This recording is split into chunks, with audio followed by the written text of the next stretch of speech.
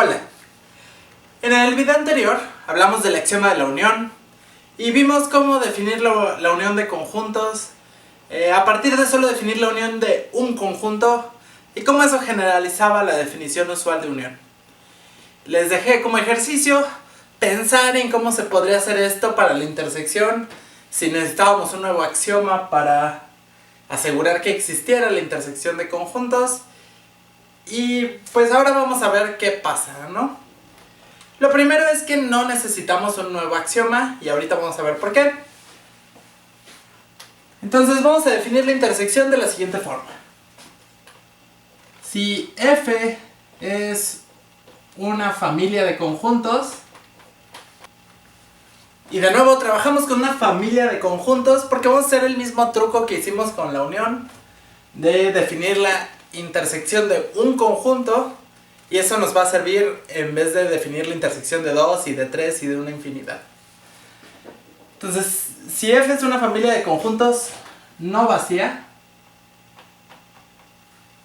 y esta es una condición importante que no aparecía en el caso de la unión, y ahorita vamos a ver por qué es tan importante. Y A es un elemento de F. De nuevo, como es no vacía, pues tiene al menos un elemento, entonces podemos elegir a un elemento de F. Entonces, la intersección de F la definimos simplemente como todos los elementos de A, tales que para todo Y en F se cumple que X está en Y. Entonces, la intersección de F es el conjunto de todas las cosas que son elementos de todos los elementos de F, ¿no? Si se fijan, esta condición de aquí es útil porque, pues por el axioma de separación, como esta es una familia de conjuntos y A es un elemento de la familia de conjuntos, pues A es un conjunto. Y entonces ya tenemos todos los elementos de un conjunto que cumplen una propiedad. Entonces, esto de aquí por el axioma de separación ya es un conjunto.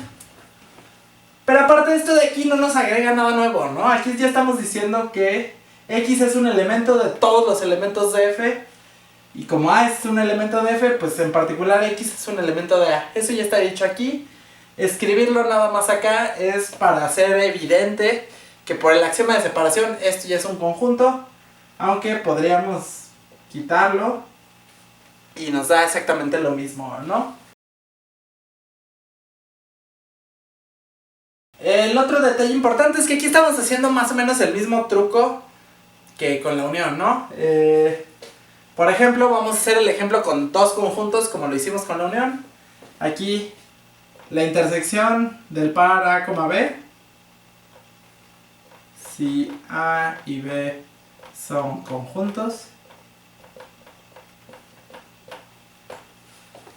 la intersección del par A, B simplemente va a ser los x's, y de nuevo puedo poner alguno de estos dos o puedo simplemente ignorarlo, porque ya viene cargado acá, tal que para todo y en el par A, B, x está en y. Pero de nuevo, que X esté en todos los elementos de este par, pues esto solo es lo mismo que decir que X está en este elemento y está en este elemento y ya no hay más elementos, ¿no? Entonces los X que están en A y en B. Que sí es, pues, la intersección de veras que siempre pensamos, ¿no? Entonces de nuevo, aquí en vez de cambiar O's por implicación, en vez de cambiar O por existenciales, que es lo que hacemos con la unión, estamos cambiando I's por cuantificadores universales, por para todos, y nos resulta en un truco similar. Entonces todo funciona exactamente igual que con la unión, no hay ningún problema, y el mismo truco nos funciona, y de nuevo se puede probar de la misma forma que lo hicimos en el caso de la unión. Este teorema que les va a quedar como ejercicio, y es que X está en A intersección B sí y solo si X está en A y X está en B. Básicamente solo es reescribir esto de aquí en forma de una demostración, ¿no? Entonces, pues bien, el único detalle que quiero que chequemos es por qué esta petición de aquí, ¿no? Y por qué uno podría decir, bueno, usamos que no fuera vacía para tomar este elemento A, para poder poner aquí que X está en A, y entonces ya tener que por el axioma de separación, este es un conjunto. Entonces una pregunta que uno podría hacerse es, ¿a poco si es vacía no podremos simplemente por axioma asegurar que es un conjunto y ya? Pero resulta que esto no pasa, ¿no? Aquí hay que ser un poco cuidadosos. Entonces vamos a ver qué pasa. ¿Qué pasará? ¿Qué misterio habrá? Puede ser mi gran noche. Y al despertar ya mi vida sabrá algo que no conoce. Bien, entonces vamos a pensar que la familia de conjuntos sí fuera vacía. Eso solo significa, vamos a pensar qué pasa con esto, ¿no? La intersección del vacío.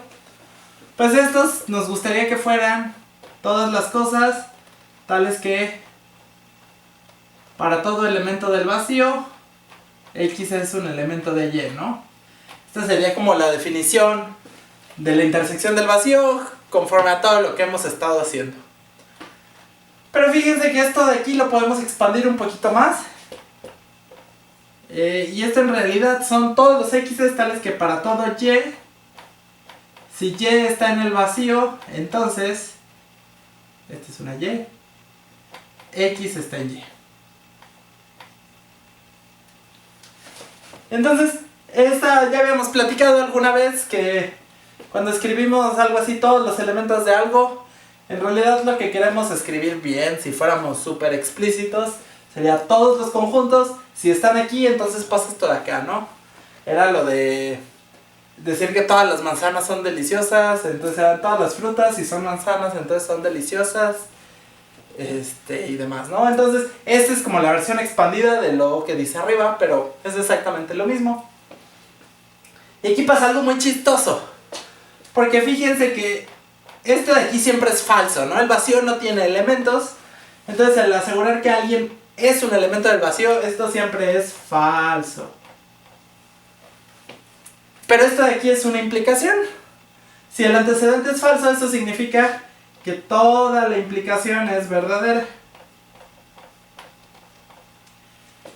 Y si esto es verdadero sin importar quién sea la X, pues entonces esto significa que la intersección del vacío es y le voy a poner colección o la clase de todos los conjuntos.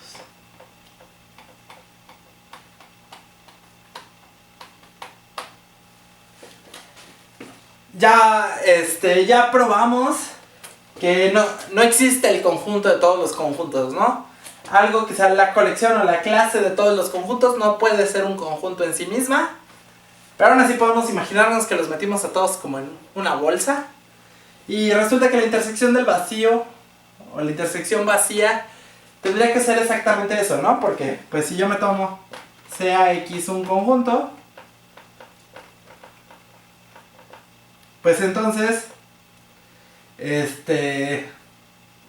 supongamos que X no está en la intersección del vacío.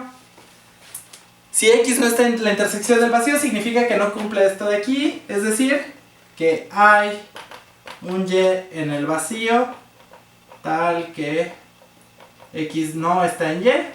Pero de nuevo aquí ya dijimos que hay un elemento en el vacío y esto de inmediato es una contradicción.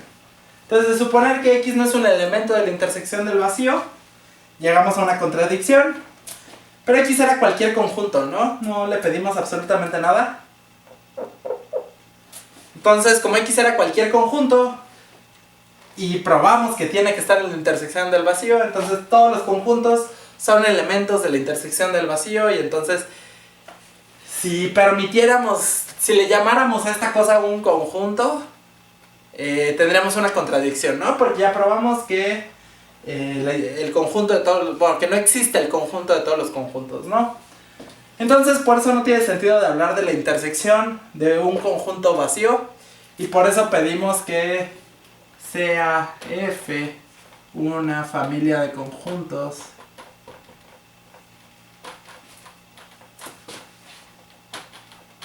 no vacía.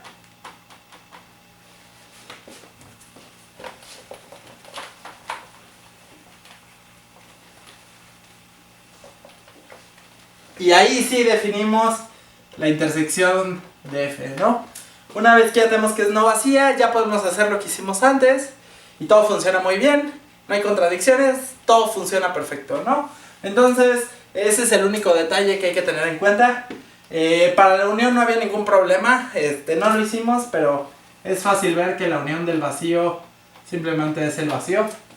Les dejo a ustedes que lo prueben.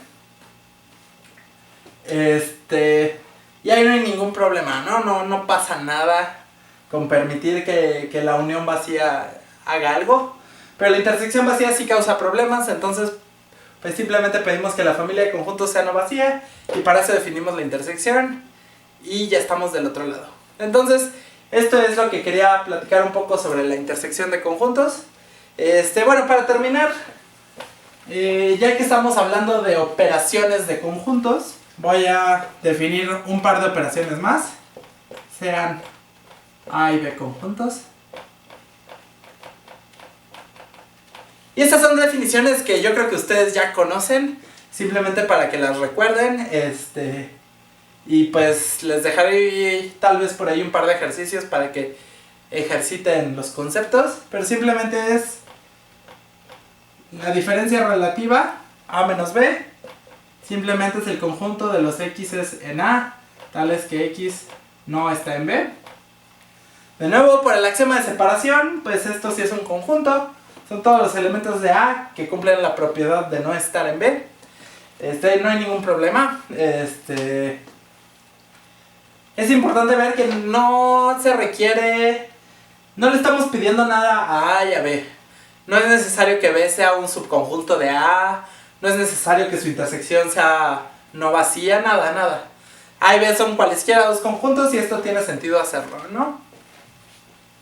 Y bueno, también está la diferencia simétrica de A y B. Y esto simplemente se define como A menos B unión B menos A. Y aquí, este es chistoso porque la unión son los elementos que están en A o en B. La diferencia simétrica son los elementos que están en A o exclusivamente en B. Es decir, los que están en A o en B, pero no están en los dos, no están en la intersección. Entonces, algo que de hecho pueden demostrar como ejercicio es que esto es exactamente A unión B menos A intersección B.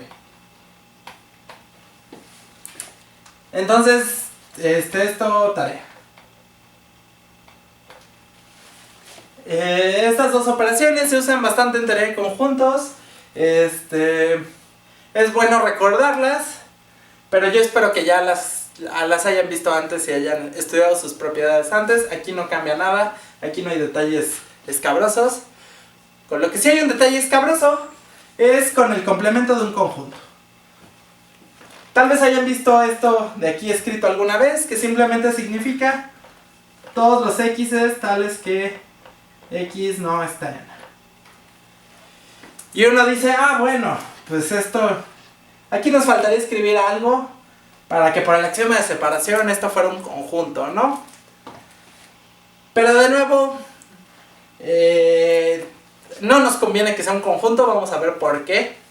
De hecho, sería bastante malo si esto fuera un conjunto porque nos produciría contradicciones, ¿no? Entonces hay que tener cuidado con el complemento de un conjunto y vamos a ver qué pasa. Entonces, vamos a tomarnos un conjunto A. Supongamos que el complemento de A, nada más así, los x es tales que x no está en A, es un conjunto. Bueno, entonces tenemos dos conjuntos Y por el axioma de la unión, pues tenemos un nuevo conjunto. A unión A complemento es un conjunto. Pero ¿qué pasa aquí? Pues A unión A complemento es igual al conjunto de todos los X tales que X está en A o X está en A complemento. Pero esto es lo mismo que el conjunto de todos los X que están en A o que no están en A, ¿no? Porque justo así definimos al complemento de A. Entonces, pues la unión de estos dos conjuntos me dicen, pues son todos aquellos conjuntos que están en A o no están en A. Pues esos son absolutamente todos los conjuntos. Y entonces de nuevo tenemos un problema, ¿no? Porque resulta que este de aquí va a ser el conjunto de todos los conjuntos. De nuevo, sea Z un conjunto,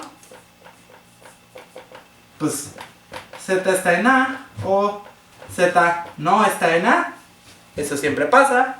Y por lo tanto Z está en A unión A complemento. Entonces, pues esto significa que todos los conjuntos son elementos de A unión A complemento. Esto significa que esta es la colección de todos los conjuntos. Y si fuera un conjunto, pues tenemos una fea contradicción, ¿no? ¿Esto qué pasa? Pues aquí está el problema, ¿no? Nosotros supusimos que esto era un conjunto. Lo que pasa es que en realidad esto nunca va a ser un conjunto. Sin importar quién sea el A, ¿no? Porque siempre podemos hacer esto de aquí. Entonces, en realidad, siempre que han oído hablar del complemento de un conjunto, en realidad, pues les estaban diciendo mentiras. Pero no es cierto. Lo que pasa es que normalmente cuando trabajamos en un espacio ambiente. Por ejemplo, si estamos pensando en A, un subconjunto de los reales, pues en ese caso, el complemento simplemente lo pensamos como los reales menos A. Es decir, su complemento relativo a los reales. Y en ese caso, pues no hay ningún problema. Y cuando se habla del complemento, generalmente pensamos en una diferencia de este estilo. En lo personal, a mí nunca me gusta usar este símbolo. Simplemente porque pues se puede prestar a esta confusión y a estas contradicciones. Y no me parece muy difícil escribir esto de acá, ¿no? Entonces luego lo hablamos con más detalle. Pero eso es lo que hay que tener en cuenta respecto a los complementos.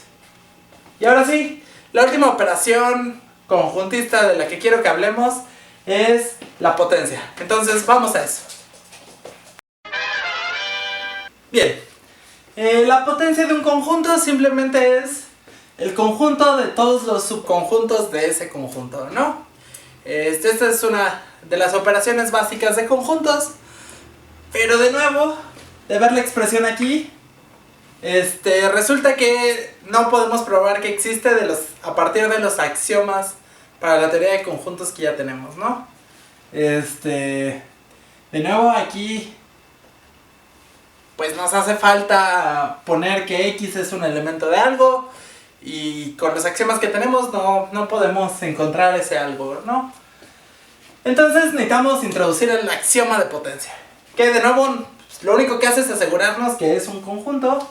Entonces decimos, pues si A es un conjunto, entonces la potencia de A también es un conjunto. Esto tal vez quede un poco mejor escrito en lenguaje de primer orden. Y simplemente se escribe así. Para todo X existe un Y, tal que para todo Z, Z es un elemento de Y, sí y solo sí, Z es un subconjunto de X. No, y queda escrito de una forma muy bonita. Y de nuevo vamos a ver qué dice aquí. Dice, para cualquier conjunto X, este conjunto X sería el A en el de aquí arriba. Existe un conjunto Y, que va a ser precisamente la potencia de A. Y lo que dice es que dame un conjunto y yo puedo encontrar este otro que cumple lo siguiente. Sus elementos son exactamente los subconjuntos de X, ¿no? Es decir, es la potencia.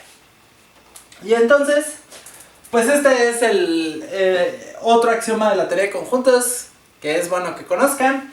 Ya nos permite construir la potencia de un conjunto y la potencia de la potencia y la potencia de la potencia de la potencia. y todo lo que queramos, ¿no? Este es un axioma muy interesante, especialmente cuando hablamos de conjuntos infinitos. Vamos a probar que Cantor tiene un teorema muy padre en el que habla de la potencia de un conjunto. Sin embargo, por ahora no hay mucho que podamos decir al respecto. Espero que todos estén familiarizados ya con la potencia de un conjunto y más adelante podremos decir cosas interesantes. Pero por ahora solo les vamos a ver que pues de los axiomas que teníamos no podíamos asegurar que existiera, y entonces tenemos que introducir un nuevo axioma para poder hablar de la potencia de un conjunto. Y bien, con esto terminamos los axiomas básicos de la teoría de conjuntos que quería que discutiéramos. No hemos acabado con ellos.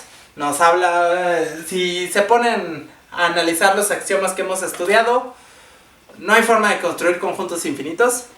Se pueden construir una infinidad de conjuntos distintos, de más de una forma, pero no se pueden construir un conjunto que tenga una infinidad de elementos.